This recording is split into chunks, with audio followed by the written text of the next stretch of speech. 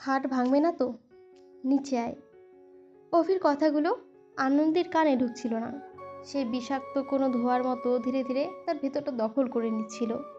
বুকের গভীরে জমেও ছিল ঘৃণা, অপমান আর অসহায় রাগের তীব্র এক মিশ্রণ। মানুষ এতটা নোংরা হতে পারে, এই সত্যটা এখনো পুরোপুরি বিশ্বাস করতে পারছে না সে। মাঝে মাঝে মনে হয় অভি মানুষ না, মানুষের চামড়া পরে ঘুরে বেড়ানো কোনো বিকৃত অন্ধকার। চারপাশটা হঠাৎ অসহ্য লাগতে শুরু করলো আনন্দীর। বাতাস পর্যন্ত ভারী, শ্বাস নিতেও কষ্ট হচ্ছিল। অথচ অভি ঠিক আগের মতোই স্বাভাবিক। ঠোঁটের কোণে অলস হাসি ঝুলিয়ে তার দিকে তাকিয়ে রইল। তারপর মোলায়েম স্বরে বলল, আহা গো সোনা আমার, বড্ড শুকাইয়া গেছো। ভেতরটা কথাটায় যতটা আদর ছিল, তার চেয়ে বহুগুণ বেশি ছিল বিকৃত অধিকারবোধ। অভিযান হাসিটা দেখে আনন্দীর শরীর ঘিনঘিন করে ওঠে। মনে হলো লোকটার ভেতরে কোনো অনুভূতি নেই, নেই অনুশোচনা, নেই অপরাধবোধ। যেন কারো কান্না, কারো ভাঙন, এসব তার কাছে নিছক খেলনা। হঠাৎই তার নিজেকে ধরে রাখতে পারল না আনন্দী। জমে থাকা খুব বিস্ফোরণের মতো বেরিয়ে এলো তার গলা দিয়ে। দয়া, মায়া, ভালোবাসা কিছু কি আপনার মাঝে আছে? অভি একটু থামলো, তারপর মাথাটা হালকা কাত করলো। চোখে অদ্ভুত শূন্যতা, যেন প্রশ্নটা সে বহুবার শুনেছে কিন্তু কখনো গুরুত্ব দেয়নি। পরক্ষণেই ঠোঁট বেঁকিয়ে হেসে উঠল। আমারও তো কেউ কোনোদিনও ভালোবাসেই নাই, ভালোবাসা আসবো কোন থেকে? কথাগুলো বলার ভঙ্গিটা কষ্টদায়ক ছিল না, ছিল কেবল ঠাট্টার উদাসীনতা। যেন বহু আগে সে নিজের ভেতরে শেষ কোমল অংশটুকু মেরে ফেলেছে। আনন্দের চোখে তীব্র ঘৃণা জমে ওঠে। আপনি ভালোবাসার অযোগ্য, অভি। কয়েক সেকেন্ড চুপ রইল অভি, তারপর খুব ধীরে হাসলো। যেন হাসতে রাগ নেই, অপমান নেই, বরং ভয়ঙ্কর এক স্বীকারোক্তি রয়েছে। ঠিক। শব্দটা শেষ হতেই আচমকা আনন্দের কবজি শক্ত করে চেপে ধরে সে। সবকিছু এত দ্রুত ঘটলো, আনন্দী প্রস্তুত হবার সুযোগই পেল না। একটা নেতাকে নিজের খুব কাছে এনে ফেলে অভি। দুজনের মধ্যেখানের দূরত্ব মুহূর্তেই শূন্য হয়ে গেল। আনন্দের বুক ধড়ফড় করে উঠল। শরীরের ভেতর অস্বস্তি একটা ঠান্ডার ঢেউ ছড়িয়ে পড়ল। মনে হচ্ছিল শ্বাস আটকে যাচ্ছে, তবুও মুখে কিছু প্রকাশ করল না সে। আজ ভয় পেলে চলবে না। ঠিক তখনই তার চোখ গেল কাপড়ের ভাঁজে লুকিয়ে রাখা ফোনটার দিকে। স্ক্রিনে নিভে আছে, কিন্তু ক্যামেরা চলছে। কাপড় খুলতে গিয়ে খুব সতর্কভাবে ভিডিও অন করে রেখেছিল আনন্দী। তার বুকের ভেতর ধুকপুক শব্দ আরও বেড়ে গেল, কারণ এই মুহূর্তে অভির প্রতিটি শব্দ, প্রতিটি স্পর্শ, প্রতিটা বিকৃত হাসি সবকিছু বন্দী হয়ে যাচ্ছে প্রমাণ হিসেবে। আর হয়তো এই প্রথমবার শিকার হয়েও আনন্দের মনে হলো খেলাটা পুরোপুরি অভি নিয়ন্ত্রণে নেই। অভিকে ধরা এত সহজ নয়, কারণ অভির বিরুদ্ধে তার হাতে কোনো প্রমাণ ছিল না। আর এই পৃথিবীতে সত্যের চেয়ে প্রমাণের দাম অনেক বেশি। মানুষ যা দেখেনি তা বিশ্বাস করবে না, আর যা বিশ্বাস করে না তা নিয়ে বিচারও করবে না। আনন্দী যেন সেটা খুব ভালো করে জানে। তাই আজ সে নিজের ঘৃণাকে গিলে ফেলেছে, নিজের ভেতরে প্রতিবাদকে শিকল পরিয়ে দিয়েছে। অভির প্রতিটি অন্যায়, প্রতিটি বিকৃত আচরণে নীরব সম্মতি দেওয়ার অভিনয় করছে সে, যেন সব কিছু স্বাভাবিক, যেন ভয় পায় না। অথচ ভেতরে ভেতরে সে একটা সুযোগ খুঁজছে, একটা ভয় ভীতি মাখার টেক্সট, একটা হুমকি ভরা কল, একটা অসাবধানী স্বীকারোক্তি। এতটুকুই যথেষ্ট। তাহলে মুখের আড়ালে লুকিয়ে থাকা মানুষটা প্রমাণ করা যাবে। কিন্তু অভির অদ্ভুতভাবে নিঃশব্দ। না কোনো কল, না কোনো মেসেজ, না কোনো চাপ সৃষ্টি করার চেষ্টা। যেন সে হাওয়ায় মিশিয়ে গিয়েছে। এই নীরবতা আনন্দীকে আরও বেশি অস্বস্তি করে তুলছিল, কারণ ভয়ঙ্কর মানুষগুলো চিৎকার করে না, তারা চুপচাপ অপেক্ষা করে, ঠিক শিকারীর মতো। তাই আজ যখন আচমকা অভি তার সামনে এসে দাঁড়ালো, আনন্দের বুকের ভেতরটা কেঁপে উঠল। লোকটা যেন কোথাও ছিল এতদিন, অথচ আজ একেবারে হঠাৎ করেই অন্ধকার রাস্তার মোড়ে কিংবা ভিড়ের মাঝখানে দাঁড়িয়ে পড়া কোনো দুঃস্বপ্নের মতো উদয় হয়েছে। ঠোঁটের কোণে সেই অপরিচিত আধা হাসি, চোখে অদ্ভুত স্থিরতা, যেন সব জানে। আনন্দে কি ভাবছে, কি লুকাচ্ছে সব। আনন্দের আঙুল অজান্তে ফোনের দিকে সরে গেল। বুকের ভেতর ধুকপুক শব্দ বাড়ছে, তবু মুখে প্রকাশ করলো না সে, কারণ এই খেলায় ভয় দেখানো যাবে না। ভয় দেখালে হেরে যাবে সে। অভির আঙুলগুলো যখন ধীরে ধীরে নিষিদ্ধ সীমানা অতিক্রম করতে শুরু করলো, ঠিক তখনই আনন্দের ভেতরে কোথাও একটা বদ্ধ দরজা হঠাৎ খুলে গেল। স্মৃতিগুলো কখনো কখনো খুব নিষ্ঠুর হয়। মানুষ যতই ভুলে থাকতে চায়, ঠিক সবচেয়ে দুর্বল মুহূর্তেও তারা ফিরে আসে। সেই দিনের মতো রেহমানের গাড়ির ভেতরে দুর্ঘটনা, তারপর হাসপাতালের সাদা আলো, ওষুধের গন্ধ, আর অবশ হয়ে থাকা সময়। ফেরার পথে গাড়ির ভেতর অদ্ভুত এক নীরবতা জমেছিল, যেন দুজন মানুষ নয়, পাশাপাশি বসেছিল দুটো ক্লান্ত ছায়া। রাস্তায় সোডিয়াম বাতির আলো বারবার কাচে পড়ে মিলিয়ে যাচ্ছে, আর সেই আলো আঁধারির মাঝে হঠাৎ আনন্দের চোখ বেয়ে পানি গড়িয়ে পড়তে শুরু করছিল। প্রথমে সে শব্দহীনভাবে কাঁদছিল, তারপর নিঃশ্বাস ভারী হয়ে উঠল। রেহমান স্টিয়ারিং থেকে চোখ সরিয়ে তাকায় আনন্দের দিকে।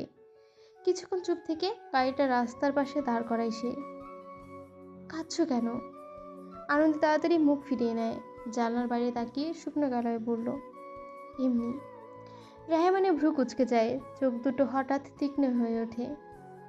আবার মিথ্যে বলছো, স্টুপিড! ধমকটা খুব জোরে ছিল না, কিন্তু আনন্দের ভেতরে জমে থাকা বাতটা ভাঙার জন্য যথেষ্ট ছিল। সে হঠাৎ আরো জোরে জোরে কেঁদে ওঠে, বুক ফেটে কান্না চলে আসে। কেঁপে কেঁপে উঠছিল সে, যেন এতদিন ধরে আটকে রাখা সব শব্দ একসঙ্গে বেরিয়ে আসতে চাইছে। রেহমান কিছুক্ষণ চুপ করে তাকিয়ে রইল, তারপর ড্যাশবোর্ড থেকে পানির বোতল নিয়ে তার দিকে এগিয়ে দেয়। সত্যটা না বলা পর্যন্ত বাড়ি যাওয়ার কথা ভুলে যাও। গাড়ির ভেতরে আবার নীরবতা নেমে এলো, শুধু আনন্দের ভাঙা শ্বাসের শব্দ শোনা যাচ্ছে। অনেকক্ষণ পর সে চোখ বন্ধ করে থাকে, গভীর একটা নিঃশ্বাস নেয়, যেন একটা শব্দ উচ্চারণ করতে তার পুরো শরীর শক্ত শক্তি প্রয়োজন আছে। তারপর খুব ধীরে বলে, আমি ধর্ষিতা। কথাটা শুনে এক সময়ের জন্য যেন থেমে যায় সব কিছু। রেহমানের মুখের রং বদলে যায়, চোয়াল শক্ত ওঠে, তার হাতের শিরা স্পষ্ট ফুলে উঠছিল। পরের মুহূর্তে সে স্টিয়ারিংয়ে সজোরে ঘুষি মারে, ধাতব যন্ত্রে শব্দে আনন্দে কেঁপে ওঠে। রেহমান কিছু বলছিল না, কিন্তু তার চোখে জমে উঠছিল ভয়ঙ্কর এক রাগ। সে রাগের ভেতর অসহায়ত্বতা ছিল, যেন একজন মানুষ নিজের বিশ্বাস ভেঙে যেতে সামনে থেকে দাঁড়িয়ে দাঁড়িয়ে দেখছে। আনন্দী থেমে থেমে সব বলতে শুরু করে, 2002 সাল থেকে এই অবধি। প্রতিটা শব্দ যেন তার শরীর ছিঁড়ে বের হচ্ছিল, প্রতিটা স্মৃতি বলতে গিয়ে তার গলা কেঁপে উঠছিল। সব শোনার পর রেহমান দীর্ঘ সময়ের জন্য চুপ হয়ে যায়, তারপর নিচু স্বরে বলে, আইনের উপর একটু ভরসা রাখতে পারবে না? মরতে গেলে কেন? আনন্দী ধীরে চোখ তুলে তাকায় তার দিকে, চোখ দুটো তখন বেজায় লাল ভেজা, কিন্তু ভিতরে জমেছিল তীব্র ক্ষোভ। আপনার আইন আজ আমাকে নোংরা মেয়ের সঙ্গে এক কাতারে দাঁড়িয়ে করিয়েছে। ফুপিয়ে কেঁদে ওঠে আনন্দী, এরপর আবারও বলল, এ কেমন আইন, যেখানে প্রমাণ থাকার পরও টাকার কাছে সব হেরে যায়? আমার মতো কত আনন্দী প্রতিদিন মরে যাচ্ছে। আপনার আইন কোথায় থাকে তখন? বিচার কোথায়? কেন দোষীকে সমাজ কিচ্ছু বলে না? কেন আমাদের মতো মেয়েদের সমাজের ঠাঁই হয় না? এটা কেমন আইন? উলঙ্গ আইন আপনাদের, অন্ধ আইন, টাকাখোর আইন। কথাগুলো সরাসরি গিয়ে আঘাত করছিল রেহমানের অহংকারে, কারণ আইন তার কাছে শুধু চাকরি না, ছিল বিশ্বাস, ছিল নিজের অস্বস্তির সবচেয়ে শক্ত জায়গা। আর আজ সেই জায়গাতেই প্রশ্ন ছুঁড়ে মারছে একটা অসহায় মেয়ে। রেহমান চোখ নামিয়ে নিল কিছুক্ষণ, যেন নিজেকে রাগটা গিলে ফেলছে। তারপর নিয়ন্ত্রিত গলায় জিজ্ঞেস করলো, কি করেছে? আনন্দের ঠোঁট কেঁপে উঠল, অনেকটা সাহস জুগিয়ে বলে উঠল, অভিজাত। নামটা শুনে রেহমানের চোখ বিস্ময়ে বড় হয়ে গেল। পুরান ঢাকার দাদা সাহেবের পালিত ছেলে? আনন্দী ধীরে মাথা নাড়ালো। রেহমান চুপ হয়ে গেল, চোখে তখন অদ্ভুত হিসেব, যেন বহু পুরনো কোনো অন্ধকার ফাইল হঠাৎ খুলে গেছে তার মাথার ভেতরে। তারপর খুব ধীরে বলে, অভিকে দুনিয়া যেমন জানে, সে আসলে ঠিক তার উল্টো। আনন্দী বিভ্রান্ত চোখে তাকায় তার দিকে। রেহমান আবার তার দিকে পুরোপুরি ঘুরে বসে, নিচু স্বরে বলল, একটা কাজ করতে পারবে? বর্তমান।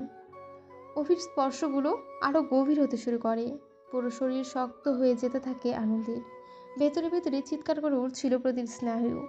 তবুও সে নিজেকে থামালো। এখন পিছিয়ে গেলে চলবে না, আজ ভয় পেরিয়ে সব শেষ। ঠিক তখনই হঠাৎ অভি থেমে যায়। কয়েক সেকেন্ডে নীরবে তাকিয়ে রইল আনন্দীর চোখের দিকে। তারপর আচমকা খুব নিচু স্বরে হেসে উঠল। সে হাসিটা শুনে আনন্দীর বুকের ভেতর কেমন ঠান্ডা হয়ে যায়। বোকা চন্দ্র। অভির আঙুলগুলো আনন্দীর ঠোঁটের চারপাশে বিচরণ করতে শুরু করে। তার শরীরের কয়টা তীর আছে সে হিসেবও আমার আছে। আর এটুকু ঝুঁকে বসে আনন্দীর দিকে, চোখ দুটো ভয়ঙ্কর স্থির। আর তুই প্ল্যান করবি আর আমি টের পাবো না? মুহূর্তে আনন্দীর শরীর থেকে সব রক্ত সয়ে যায়। তার চোখ হঠাৎ ফ্রনের দিকে চলে যায়, খুব ক্ষণিকের জন্য। কিন্তু সেই এক ঝলকই যথেষ্ট ছিল। অভির ঠোঁটের কোণে হাসিটা আবার ধীরে ধীরে চওড়া হতে থাকে। সেটা কোনো মানুষের হাসি ছিল না, ছিল শিকারীর হাসি, যে অনেক আগেই ফাঁদ বুঝে ফেলেছে, কিন্তু ইচ্ছে করেই শিকারকে পালানোর ভান করতে দিচ্ছিল। আনন্দে গলা শুকিয়ে আসে। এমনে কাপড়ের ভাঁজে ফোন লুকায় রাখলে ভালো ভিডিও হইব? মুহূর্তে আনন্দের মুখে নকশা বদলে যায়। চোখ দুটো বিস্ফারিত হয়ে যায়, ঠোঁট কাঁপে আর রাগে অপমানে। আর ঠিক তার সামনেই দাঁড়িয়ে অভি হো হো করে হাসতে থাকে। সে হাসির শব্দ দেওয়ালে দেওয়ালে ধাক্কা খেয়ে আরও ভয়ঙ্কর হয়ে ওঠে। আনন্দের বুকটা মোচড় দিয়ে ওঠে, চোখ ঝাপসা হয়ে আসে পানিতে। সে আর নিজেকে সামলাতে পারে না, কাঁপতে কাঁপতে কেঁদে ওঠে। তোর মতো জানোয়ারের জাহান্নামে ঠাঁই হবে না। তোর কষ্টে বুকটা ফাইটা যাইতেছে রে। আয় গলা ধইরা কান্দি। অভির হাসিগুলো আনন্দের কানে বজ্রপাতের মতো আছড়ে পড়তে থাকে। প্রতিটা শব্দ যেন তার ভেতরটা কাঁপিয়ে দিচ্ছিল। হাতে ধরা ফোনটা ঘুরিয়ে ফিরিয়ে দেখে অভি, ঠোঁট বাঁকায়। ক্যামেরা ভালো না, আমরা বলতি ভালো ফোন কিনে দিতাম। আনন্দের চোখ লাল হয়ে ওঠে। আপনি একটা জানোয়ার। অভি বিন্দুমাত্র রাগ করে না, বরং অদ্ভুত শান্ত করে বলে, কোনো সন্দেহ আছে? মাঝে মাঝে ভাবি কতটা খারাপ কপাল হইলে আমার মতো লোকের পাল্লায় পড়তে হইল তোরকে। কথাগুলো শুনে আনন্দের বুকের ভেতরটা আরো ভারী হয়ে আসে। সে আর কিছু বলে না, শুধু নিঃশব্দে কাঁদতে থাকে। চোখের পানি গড়িয়ে পড়ে একের পর এক। অভি বিরক্তির ভান করে মাথা নাড়ে। চা বাল, এখনই কিছু করলামই না, তার আগেই কান্দোস কেন? অভির কাপা গলায় বলে। কাঁদছে, আনন্দী কাঁদছে নিজের ভাগ্যের ওপর। ভাগ্য কতটা খারাপ হলে একটা জানোয়ারকে সহ্য করতে হয়। কয়েক সেকেন্ড চুপ থাকে অভি, এরপর হঠাৎ করেই মিথ্যা মমতা মাখানো স্বরে বলে ওঠে, আহা গো আমার সোনা। এতক্ষণ পড়ছিলাম উন্মাদনা, চ্যাপ্টার 1, লিখেছেন কায়নাত খান কবিতা। এই পর্বতে হয়তো আমার অনেক জায়গায় ভুল গিয়েছে। শুধু পর্বতে না, আমি গল্পটা বলতে বলতে হয়তো অনেক জায়গায় ভুল করেছি। ভুলগুলো একটু ক্ষমা সুন্দর দৃষ্টিতে দেখবেন। আমি গল্প পড়তে ভালোবাসি, গল্প শোনাতে ভালোবাসি, সেই জন্যই গল্প পড়ি। হয়তো রোবট হলে বা এআই দিয়ে যদি ভয়েস রেকর্ড করে দিতাম তাহলে ভুল যেত না। আমি সাধারণ এক পাঠিকার মতো আপনাদের শোনাচ্ছি গল্পগুলো। গল্পগুলো আপনারাও ভালোবেসে শোনেন, আমার ভীষণ ভালো লাগে। এভাবে আমার পাশে থাকবেন যেন ধীরে ধীরে আমি আরও অনেক গল্প দিতে পারি। আসছি আজকে গল্প শোনার জন্য অসংখ্য ধন্যবাদ।